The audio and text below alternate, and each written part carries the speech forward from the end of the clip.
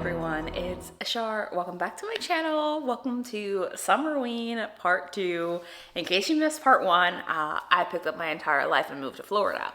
But in Part 2, I'm finally reading the other books on my TBR. The thing is that my family's gonna come visit me on Thursday, and they're gonna be here for a while. I have until Thursday to finish these books. In Part 1, I read The Girls Are Never Gone, horror movie by Paul Tremblay, and The Winter People by Jennifer McMahon. And in Part 2, there's a few books that I want to get to in the next few days for reference. Today is Sunday, and it's Sunday afternoon. First is Raiders of the Lost Heart. This is for a little bit of a break from all of the scary, spooky things that I have been reading. This cover for sure gives me summer vibes, so I'm counting it for this prompt. And this is a story of two archaeologists who are rivals in their field, and chaos ensues, they fall in love. You all know how romance goes. The second book that I'm going to be reading, which by the way has such beautiful sprayed edges, is The Last Murder at the End of the World, which is about a murder that takes place in the apocalypse where people would like live under this kind of dome thing. I think I could be dead wrong about that, and if I am, you'll see me correct myself later in this video. And then I have two books also checked out from the library, but audiobooks. So I am going to try to listen to episode 13 by Craig DeLuey. Just so I know this audiobook is very good, or at least I've heard it's very good. And then I also want to listen to Someone You Can Build a Nest In, because I've had that on my TBR for a little while, ever since I first heard of it. So that's what's on the agenda for today. I'm gonna take a break though, just because I've been doing a lot of reading for the past couple of days, and I want to mentally shut my brain off, but once I am ready to read, I want to do some crafting. So I'm either going to start with episode 13 or with Someone You Could Build a Nest In, but you'll know when I know. So I know the last time we spoke, it was Sunday. It's Tuesday now, and I did do a little bit of reading. I started Raiders of the Lost Heart, and I got about 60 pages into this, and it's fine. Like, I enjoy the writing of this, and I like the whole atmosphere of them being on this remote expedition in the middle of a jungle, and there's only one tent, but he goes to share with somebody else. I like that. However, I don't like this man. First of all, his name is Ford, like Harrison Ford, like Indiana Jones. And he's described as low-key kind of looking like Indiana Jones. And I was like, that's not my type, but okay. And there's this thing that's going on where they're like almost hooked up 8 years ago or something like that, but somehow they're still thinking about it. And I hate when I see that in books and movies, because I'm like, no, you don't share an almost kiss with somebody and then think about it for the next 8 years. I don't find that realistic or believable. And also this guy is low-key an asshole, because he's like, she's so sexy, but she hates me, and I don't understand why she hates me. And like, because you fucked her boss's daughter and took her grant. That's why she hates you, Mr. Entitled White Man. A white man? No. Yeah, that's why she hates you. And also, there's this thing that's going on. This is mildly spoilery. So just like, be warned now. He invited her on this expedition because she is the expert in this area, yet for some reason, she didn't get the grant, he did. And he invited her in because he has no idea what the fuck he's doing, like literally at all, when it comes to this, because it's not his area of expertise. And rather than introducing her as like his partner, the co-director of this expedition, which is what she is, he's like, oh, it's a college friend. And in his point of view, he's like, yeah, the investor can't know that I like invited somebody else. So I'm like, not only are you a dickhead, you're going to do this expedition, she's going to find what you're looking for because she's the expert in this, and then you're not going to give her any credit. Disgusting. I'm still going to finish it, hopefully, but that's how I'm feeling. This man gives me an ick severely. With that said, besties, it is Tuesday and I have no concept of time. I thought I had an interview this morning because I have an interview on Tuesday, July 16th. Today is July 9th. Today is July 9th. And I was sitting there like, oh, I wonder what time this interview is going to start. They must be running late. No, It's July 9th. The interview is next week. But thankfully, I caught that right away and logged off the Zoom call right away. But to recover from the secondhand embarrassment and to leave my house for the first time in several days, we're going to go to Walmart and we're going to go to Target and go look at stuff.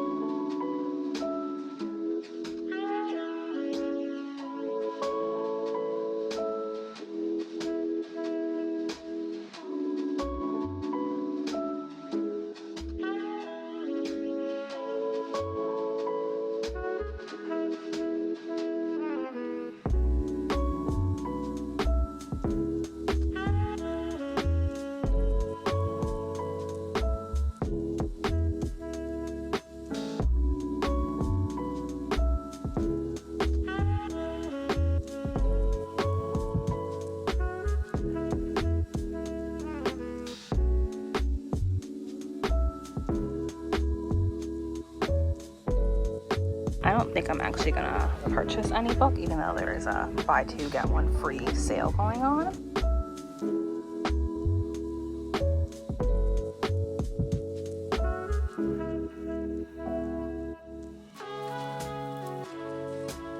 I did just watch Jana's mid-year freakout, and I know that she loved Collide, but Collide is a college romance, so I'm not sure. Although she says that this boy, simp, down bad, which I love.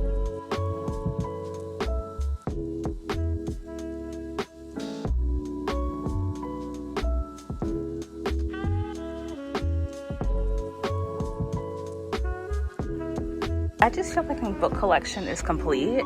It's not here with me, but there's nothing that I'm like, yeah, I definitely need that.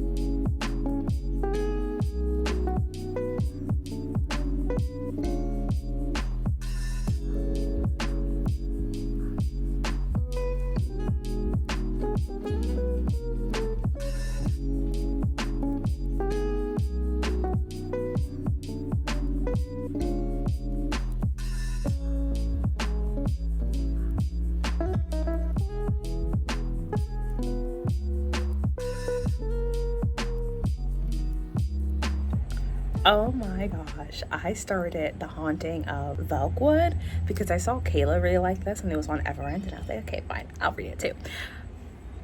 I'm loving it. I'm loving it so much. It's so weird. I didn't have food stuck on my teeth. It's so weird, but I think it's a metaphor. Like, is it a metaphor? So essentially there's this town that completely like disappeared overnight. And I'm not talking like, oh, people just up and vanish. No, the town literally fucking disappeared. And you can still see remnants of the town, but it's like in between these spaces, a liminal space of sorts, if you will. And no one knows exactly what happened. So we have our main character, Talitha. And Talitha was from this town, but she's one of the 3 people who left. But she left behind her sister and her mother. And now there is a like charity organization that's doing research and wanting to figure out what happened. And because the town like literally physically rejects anyone who who isn't from that town. No one can go in except for the 3 remaining survivors.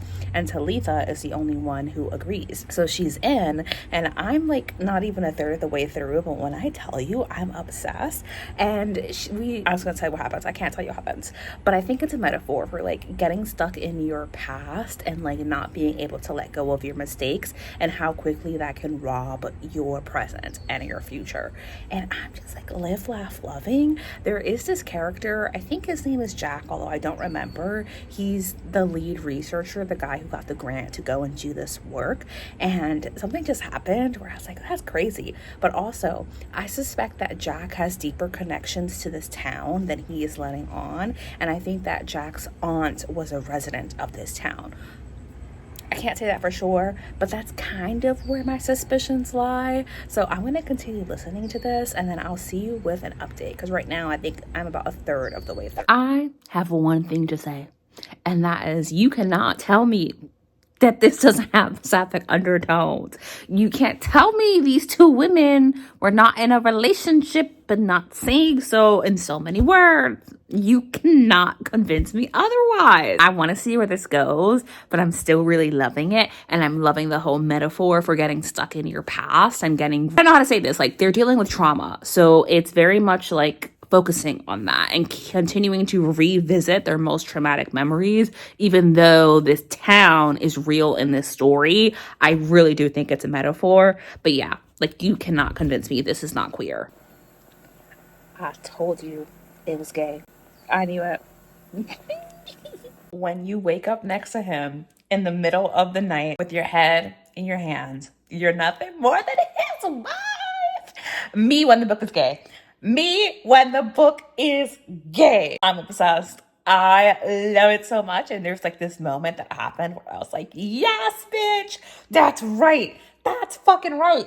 And I'm just obsessed. I had to stop myself because I needed to eat dinner.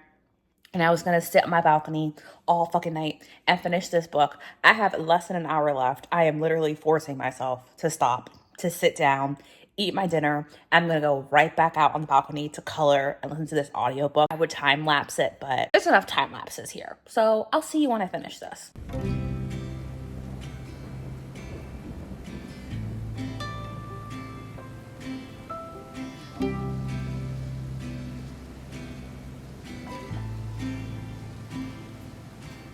Hi besties, I am here with the disappointing news that I am DNFing Raiders of the Lost Heart. I'm sorry, I tried to read more of it, but it never goes away. This man, Ford, literally the personification of white male privilege.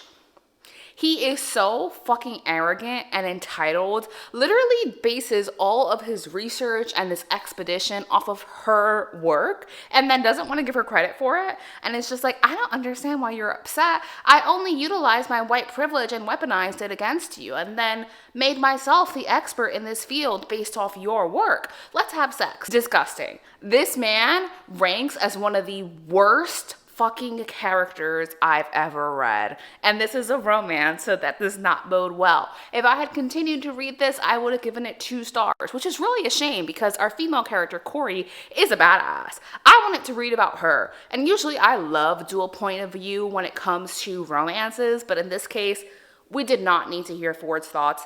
That man actually should have shut up. The only thing I was rooting for was for her to push him off the cliff, or for her to punch him in the mouth. I was not rooting for them to get together, and so I'm DNFing this book. And before my orzo burns, I'm going to tell you that I did finish this book right here, The Haunting of Velkwood, and I fucking loved it. This is a favorite book of the year when I tell you this is so good. It's queer, it's sapphic, it's a giant metaphor for like grief and trauma and being pulled back into your past, but from a speculative paranormal element. It is such a unique concept, and I adored this to my very soul. I wish I could tell you more about what I loved, but I think I've already emphasized that as I was giving you updates in the previous times. This is one of those books where the audiobook finished and I was like, but I don't want to leave. I don't want to leave this world. I don't want to leave these characters. This is such an interesting premise. I love that this is how it ended, and it was sapphic. Favorite of the year. favorite of the year. I'm so happy that I gave this book a chance, and that is a full spectrum from me for Summerween, because in Summerween vlog 1 I found potentially the worst book of the year with Horror Movie by Paul Tremblay, but in this one I found the best book of the year in The Haunting of Belkwood, forgetting who that's by, but absolutely adored that. And that does bring us to the end of Summerween. I know I'm posting these videos the week after Summerween ends, just because, as I've mentioned and as you've seen, I'm doing pretty massive life transitions at this point right now. So thank you for bearing with me with the slight delay in these videos. I want to say a huge thank you to Gabby for hosting this readathon. This is my 4th Summerween, I believe. I've absolutely loved participating in them. This is a blast as always, and I know that she and her sister Rachel just put so much work and effort and love into this readathon. It is such a fun readathon for the community, and I had an absolute blast. With that said, I'm gonna let you go, besties, because I am in fact burning my garlic for my orzo. So I will see you in my next video.